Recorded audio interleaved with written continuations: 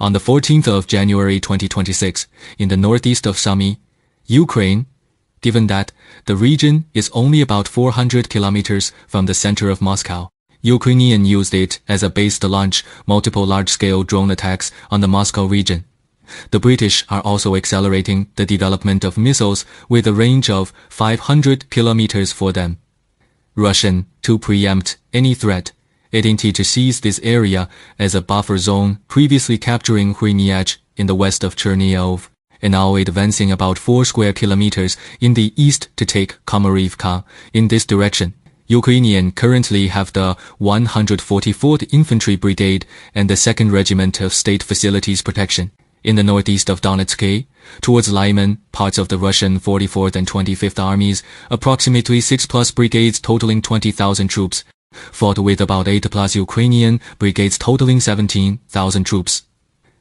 With a part of the Russian 144th Motorized Rifle Division advancing about 4 square kilometers between Yerova and Drobyshev. In the direction of Siversk, the Russian 3rd Army and 106th Air Assault Division, about 9 brigades totaling 30,000 troops, fought with about 7 Ukrainian brigades totaling 15,000 troops, making significant advances of about 15 square kilometers west of the Pazino to Bandar line.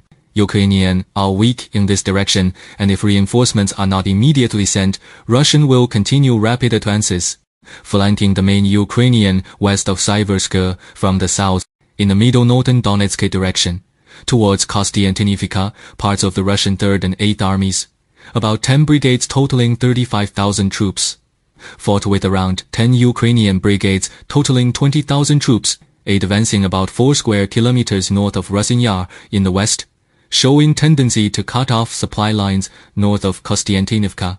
Over the past day, Russian advanced about 27 square kilometers in multiple locations. Ukrainian counterattacks failed.